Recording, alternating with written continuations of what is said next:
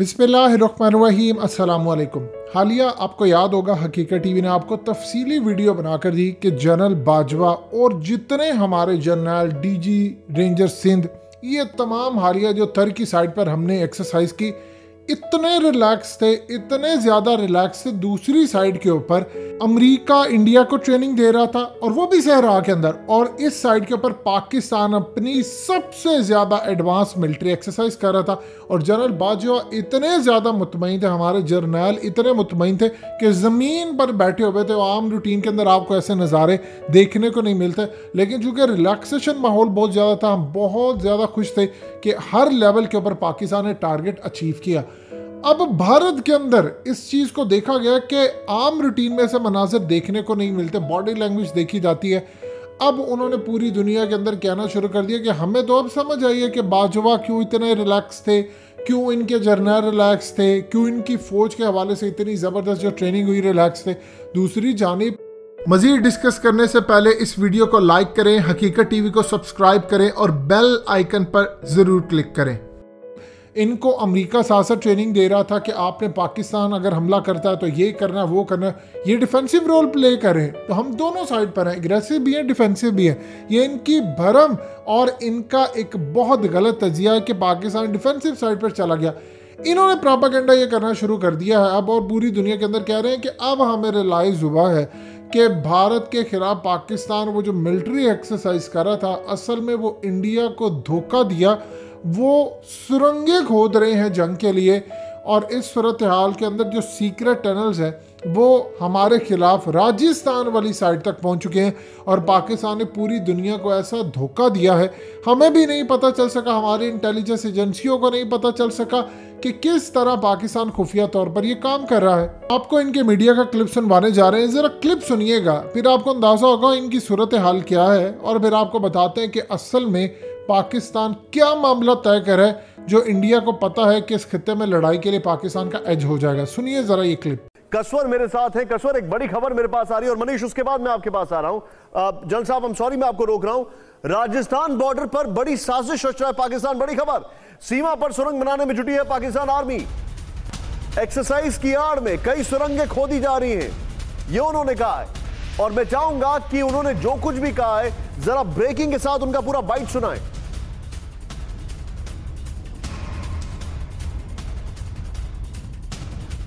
इस वक्त जो छोर डेजर्ट है, जिसको थर्ड डेजर्ट भी कहते हैं, छोर डेजर्ट में पाकिस्तानी फौज की फौजी मशकें यानी मिलिट्री एक्सरसाइज शुरू हो चुकी हैं।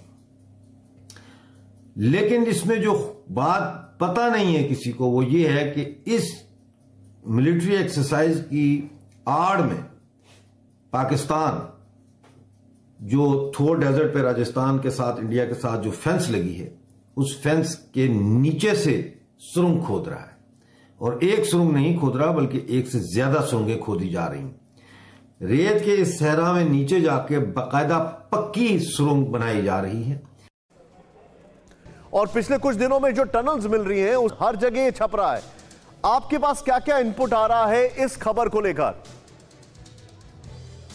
निशांत, मेरे पास जो इनपुट है उसके मुताबिक इसमें तो कोई शक नहीं है कि लाइन ऑफ कंट्रोल के ऊपर, राजस्थान साइड के ऊपर, इन जगहों पे पाकिस्तान की जो मिलिट्री है वो बहुत ज्यादा एक्टिव हो चुकी है। और जिस तरह हमने पहले भी बताया था कि भले चाइना और इंडिया का स्टैंड ऑफ क्लियर हुआ है, चाइना पीछे हट गया है, और जिसका पाकिस्तान में बड़ी बाज़गर सुनाई दी है, और यहाँ पे लोग बड़े डिसअपॉइंटेड हुए हैं। लेकिन इसके बावजूद जो लाइन ऑफ कंट्रोल है, राजस्थान का बॉर्डर है, वहां पर ये बहुत एक्टिविटी इनकी बहुत ज्यादा देखने को मिल रही है। पर आपको पता होगा इस वक्त पाकिस्तान नेवी की क़यादत में 45 जो नेवीज हैं, जिसमें यूनाइटेड स्टेट, चाइना, रशिया और मुल्क शामिल है, वो कर रहे हैं। लेकिन मेरे पास इस किस्म की जानकारी नहीं है कि ये सुरंगें खोदी जा रही हैं या किसी किस्म के अटैक की इमीडिएटली तैयारियां हैं। ये इन्फॉर्मेशन मैं क्लियर नहीं कर सकता। कोई बात, फेयर इनफ। लेकिन कसवर, मैं आपसे आई टेक वन लिबर्टी कसवर, क्योंकि मैं थोड़ा आगे बढ़ गया हूं, लेकिन फिर भी मुझे बताइए, पुलवामा के बाद पाकिस्तान की सोच, और पाकिस्तान एक एग्रेसिव कंट्री होता था, लेकिन हमने देखा वो बाद में पुलवामा के बाद एक डिफेंसिव कंट्री बनता जा रहा है।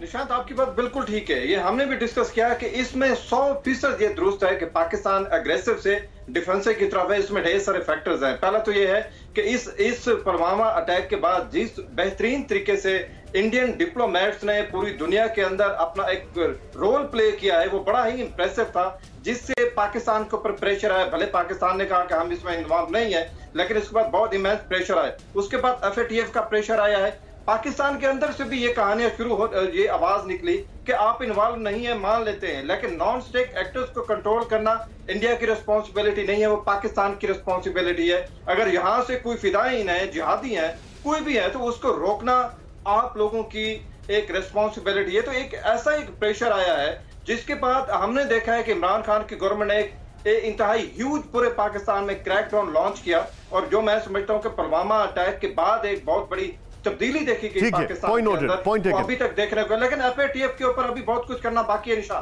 Point taken. आप जो बता रहे हैं FATF पे बहुत करना बाकी है, आपने सुना। अब आप जरा अंदाजा कर लें कि इंडियन मीडिया को इस बात की भिनक है, लेकिन उनकी एयरफोर्स को नहीं पता, उनकी आर्मी को नहीं पता, उनकी ग्राउंड फोर्सेस को नहीं पता, उनकी इंटेलिजेंस एजेंसियों को नहीं पता। अब सूरत हाल इंडिया के लिए यह है कि इंडिया पाकिस्तान के खिलाफ कोई मौका जाने नहीं देता। देखिए, पाकिस्तान के हवाले से इंडिया का एक कंसर्न है जो सबसे ज़्यादा और होना भी चाहिए। वो ये समझते हैं कि पाकिस्तान टेक्नोलॉजी में हो चुका है हमसे बहुत ज़्यादा एडवांस। ये हमें बहुत सारी चीज़ों के ऊपर सरप्राइज देगा। आपको क्या लगता है कि जनरल आसिफ गफूर ने जो वर्ड यूज़ किया था सरप्राइज का, क्या 26 जनवरी को वो बात डिस्कस नहीं हुई होगी? जनरल बाजवा और आर्मी चीफ और ये तमाम जितने भी वहाँ पर अहम तरीन लोग थे उनके दरमियान, वहाँ पर ये चीज़ डिस्कस हुई थी कि हम इनको सरप्राइज करेंगे, और पाकिस्तान ने उनके लिए क्लू छोड़ दिया था कि अब आपको सरप्राइज करेंगे। फिर DGISPR ने जो बात की सरप्राइज की, आज तक ये भूले नहीं। देखिए, पाकिस्तान के पास अभी है बहुत ज़्यादा टेक्नोलॉजी, हम इसका कभी इदराक दुनिया को नहीं करने देंगे कि हमारे पास ये है। आपने गौर किया होगा कि जब से पाकिस्तान अमेरिकी कैंप से निकला, और याद रखिए पाकिस्तान उसामा ड्रामे के बाद पाकिस्तान की फौज ने फैसला किया था, एस्टैब्लिशमेंट ने फैसला किया था कि अब हम अमेरिका के कैंप में किसी सूरत नहीं रहेंगे। तब से लेकर आज तक पाकिस्तान इसी तरह काम कर रहा है जिस तरह चाइना। अब आप गौर करें कि पाकिस्तान खामोशी से काम करता है। हम बहुत सारी चीज़ें बना लेते हैं, कभी फलाने मिसाइल का तजर्बा कर रहे हैं, कभी हम शाहीन का कर रहे हैं, कभी हम बाबर मिसाइल का तजर्बा कर रहे हैं। ये बहुत सारी चीज़ों का जब हम तजर्बा करते हैं, हम दुनिया को नहीं बताते, खामोशी के साथ अपना काम करते हैं।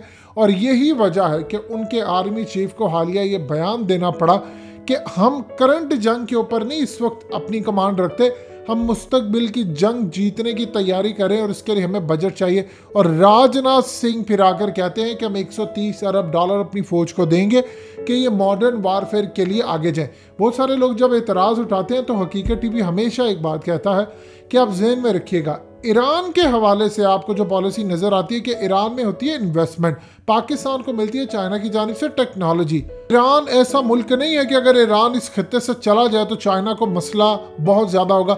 पाकिस्तान को खुदा न खासा कोई मसला होता है तो याद रखिएगा चाइना की शारक है। गवादर से लेकर गुजरात से लेकर काशगर से लेकर ये तमाम जो रास्ते हैं वो चाइना की शारक है। लिहाजा पाकिस्तान को वो टेक्नोलॉजी देते हैं, पैसा वो बहुत ज़्यादा पाकिस्तान के ऊपर इतना ज़्यादा नहीं लगाते। ईरान को पैसा देते हैं, पाकिस्तान को पैसा, लेकिन टेक्नोलॉजी साथ, क्योंकि उनको पता है कि हमारे सर्वाइवल की जंग अगर किसी ने लड़ानी है तो ये है। और ईरान को वो इसलिए सपोर्ट करते हैं पैसे के लिहाज से क्योंकि उनको पता है कि अमेरिका के ख़िलाफ़ या इसराइल के ख़िलाफ़ कल को मुझे ईरान ने आगे बढ़कर प्रॉक्सी भी देनी है, लड़ाई भी करनी है, लिहाजा उसके लिए मुझे उसको पैसा देना पड़ेगा। ये दो चीज़ें आपको समझनी है। चाइना का मुस्तकबिल तो रोशन है, लेकिन अहादीस में भी हमें इस खत्ते का जिक्र मिलता है कि इंशाल्लाह पाकिस्तान का मुस्तकबिल भी रोशन है। लिहाजा इंडिया को अभी परेशानी लाहक है कि हमने टनल्स बनाए, हम टनल्स चाहे जहाँ मर्जी बनाए, आप में हिम्मत है तो फिर रोक लें। दोस्तों, हकीकत टीवी को सब्सक्राइब करना मत भूलिए, वीडियो को लाइक करें, शेयर करें और कमेंट सेक्शन में अपनी राय का इजहार ज़रूर करें।